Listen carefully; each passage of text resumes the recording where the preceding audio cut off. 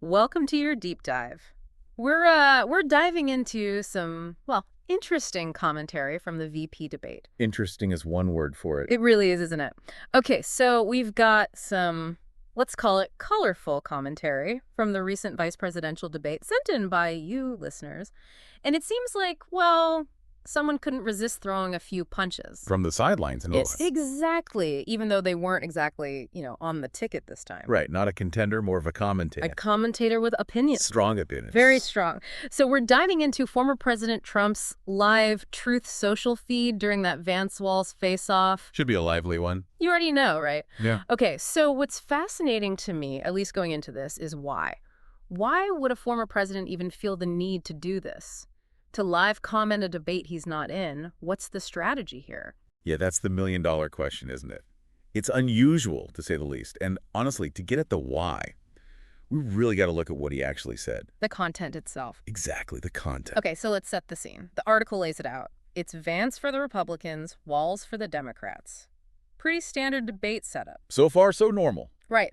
But the thing is, everyone's glued to Trump's Truth Social. Not the debate itself. It's like the debate is just background noise, almost. And that's really telling, that choice of venue, Yep. right? He's not on a neutral platform. Yeah. He's speaking directly to his base. Reinforcing those existing views, potentially, rather than, trying to persuade a wider audience. Exactly, it's strategic. Okay, so just to set the tone here, he kicks things off by calling the CBS moderators young ladies. Which, I mean, come on. Right. Norah O'Donnell and Margaret Brennan, they're nobody's young ladies. They're seasoned professionals at the top of their field. And, I don't know about you, but if I were moderating a debate, that's not how I'd want to be addressed. It's diminishing. Right. It's that immediate framing of the conversation, highlighting their age and gender. Yeah.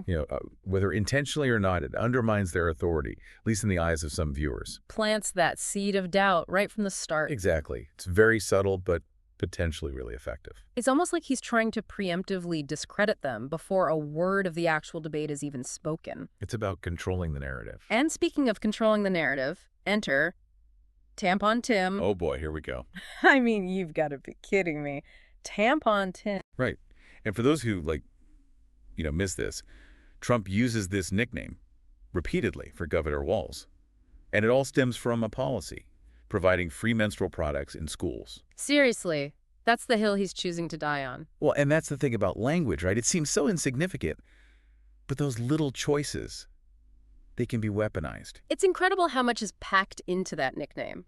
It's meant to make Walz seem weak, overly focused on what some might call feminine issues, out of touch with a certain base. It's a classic example of loaded language. It's not about having a nuanced discussion about the policy itself. Which, by the way, the article mentions has been circulating in conservative circles for a while now, and they link it specifically to the bill's gender-neutral language. Right, so it's not even just about the free menstrual products themselves. It's tapping into these broader cultural anxieties, the gender-neutral aspect becoming a kind of dog whistle. Signaling to a certain demographic that your values are under attack, that kind of thing. Exactly. It's giving, I don't know, high school bully on social media. A little bit, yeah.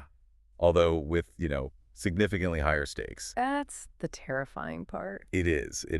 And, it's worth pointing out, he doesn't stop there. Oh no, the jabs keep coming. Right, he also goes after Walz for, get this, taking notes during the debate. Wait, hold on. Is note-taking a debate foul now? Apparently.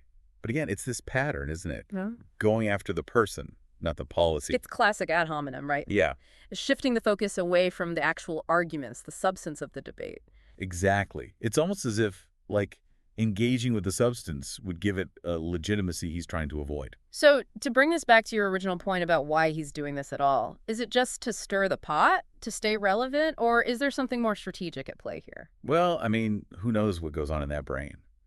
But we can analyze the potential impact, right? Even from the sidelines, he's controlling the conversation. Shaping the narrative, especially for his base. Right. So maybe they don't remember what was actually said in the debate, but they remember his commentary, his take on it. So it's less about genuinely supporting Vance and more about maintaining his own presence, his own influence. Exactly. And that's what's so fascinating about this whole thing.